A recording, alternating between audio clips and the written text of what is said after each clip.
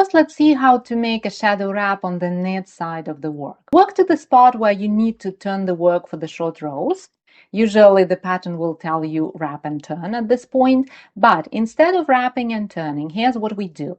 Insert the tip of the right needle under the top, from front to back, under the top part of the stitch that is below the next stitch. That would be the first stitch on the left needle. So you look at the first stitch on the left needle, then you find the stitch that is below this one, and then you go from front to back under the top part of that stitch, just like this. Then wrap the tip of the right needle with the yarn as if you're gonna knit it, because we are gonna knit it, and pull the wrap through, creating another stitch. See, that's how it works. Now place this new stitch, the shadow stitch, place it on the left needle and turn your work. Now we have like twin stitches over here. That's the actual live stitch and the shadow stitch. Its only task is to protect the work from holes, because otherwise, if we turn the work without this shadow stitch, or without wrapping for that matter, then we would end up with a big hole right here at the end of the short row, and we don't need that, right? So that's why we made this shadow stitch. Now work to the part where you need to turn the work again, and we'll see how to make this shadow wrap on the purl side of the work. I would say it's going to be about here, and here's what we do here. So first we arrived at the spot where we need to turn the work. Insert the tip of the right needle from back to front into the stitch that is again below the first stitch on the left needle, so below your next stitch. And we go from back to front right here. Keep the yarn at the front of the work because we're gonna purl this stitch to create a shadow stitch. So that's what I'm gonna do. And you can do it using the continental or English way of knitting, it doesn't really matter. And then we return this new stitch back on the left needle, and see we have the twin stitches again, the shadow stitch, and turn your work. So now we have two stitches over here, like twin stitches, and we have a twin stitches over here. Let's do it again. Work again to the spot where you need to turn the work to make a short row, and then find the next stitch, which is easy to find. It is the first stitch on the left needle, and insert the tip of the right needle from front to back under the top part of the stitch that is below that next stitch.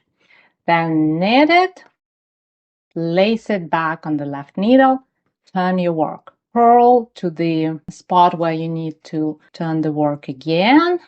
Then insert the needle back to front into the stitch that is below. Then purl it, place it on the left needle, turn your work. So that's how you work making short rows. And when it's time to make a full row, to knit through all those short rows or purl through them, we treat these twin stitches as one stitch, nothing complicated. You don't have to pick up wraps or do something extraordinary. Simply knit and knit and knit and knit until you come to that twin stitch. And it's hard to miss because these stitches, they are twins. See, they're sitting together. They are not split apart. So you will see that that's like one stitch basically.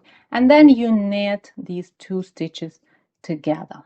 And then again, and knit to the end of the row. And then we'll turn the work and I'll show you how to purl these shadow wraps together with the live stitches. Basically, it's nothing complicated at all. You simply purl them together, but I'm going to show you just in case you get any questions about that. I'm going to purl through all stitches up until I come to those twin stitches, and that's going to be about now. It's hard to miss. These stitches are sticking together, so we simply purl them together, and again, nothing tricky, nothing complicated, just simple purl two together, and that's it.